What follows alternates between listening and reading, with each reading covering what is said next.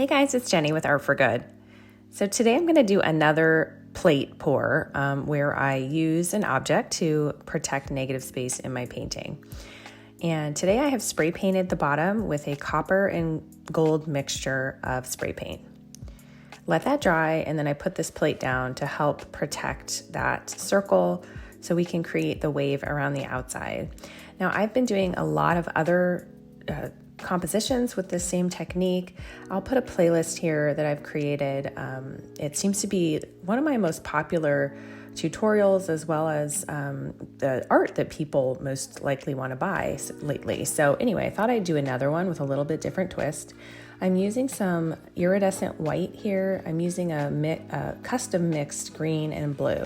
It's a sort of an aqua green mixture, and then kind of a dusty blue. I'll put my best guess of the exact color recipe in the description below, as well as the links to what types of spray paint I am using in this piece. So now we're just going over that with our hairdryer. I am using mine on the high setting. I'm not working on getting intricate details like you would in, say, a Dutch pour. So I do use mine on high. And the trick to this is you want to make sure to blow off as much of the paint as you can, because once you take this plate off, the paint will start kind of flood that negative space. So you want to make sure you don't have a super thick layer ready to flood in.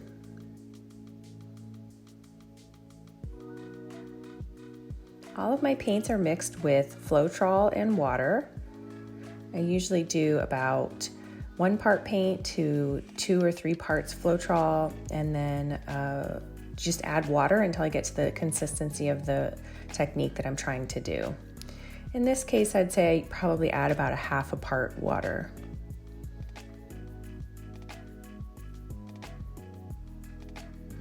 I'm just adding some additional layers here so I can get some dimension in this wave we're creating.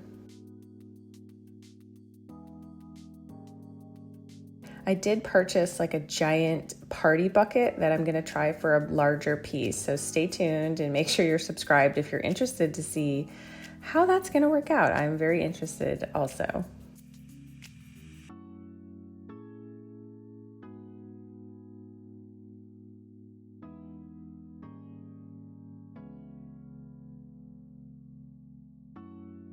All right, now I'm gonna go in and add some chameleon cells. If you're not familiar with chameleon cells, they're really simple. It's just using a skewer and dipping them in the coconut hair serum. It's a particular brand of coconut hair serum. Again, I'll put that exact brand and the link in the description below.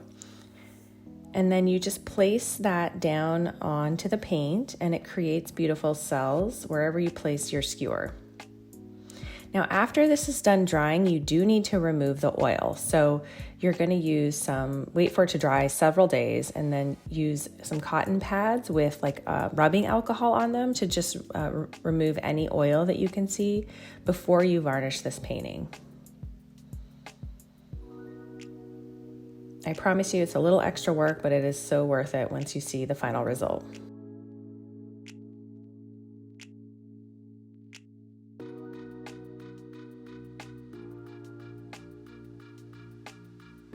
I was doing a little bit of gardening and pruning my bougainvilleas in this video, so that's why, if you're wondering, I had these beautiful blooms, and I was like, you know what, this would be a beautiful addition to one of my videos, just to add a little more interest rather than just throwing them away.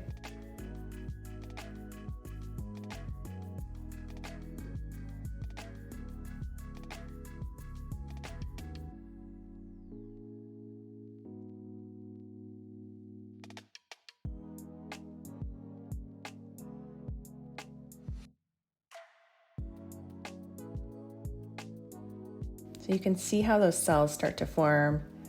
They're big, they're beautiful. You can do any kind of design you want. This is one of what I think the most underrated techniques in acrylic paint pouring is, because people always want to get cells, especially when they're first starting out. They're beautiful, and it's hard to do in some techniques. You have to really be putting in the effort to getting the right paint mixture, the right techniques in order to get cells naturally. And this is one way you can do it a little easier. Okay, we're gonna take the plate off and reveal our beautiful copper and gold background. Now I'm gonna add a little more dimension here. It's all kind of the same tone. It's very bright colors, and I wanna add a little bit of darkness to some of the edges to help bring the eye forward towards that copper piece. So I'm gonna add some spray paint on top of the wet acrylic. This is something you can do in any color that you can think of. And I'm gonna use kind of a dark turquoise color. But first I'm just gonna make sure that all of my edges are covered.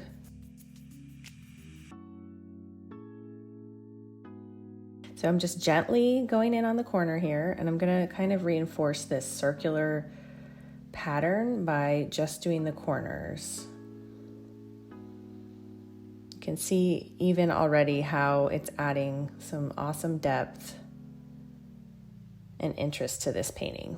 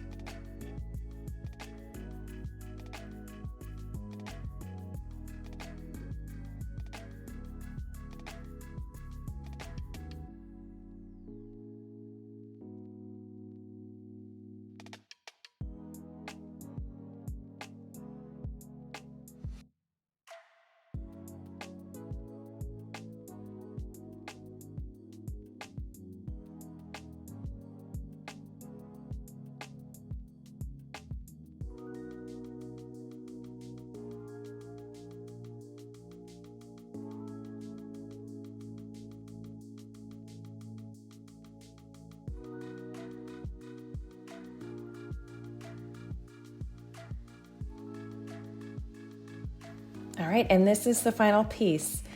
I absolutely love this technique. It's super simple once you get the hang of it, and you can do all different colors, all different sizes. If you want to use a plate, I've used a cake pan, and now I'm going to use a party bucket, so stay tuned for that.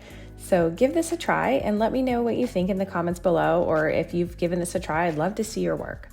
And that's all the time I have for today, but I will see you again next time.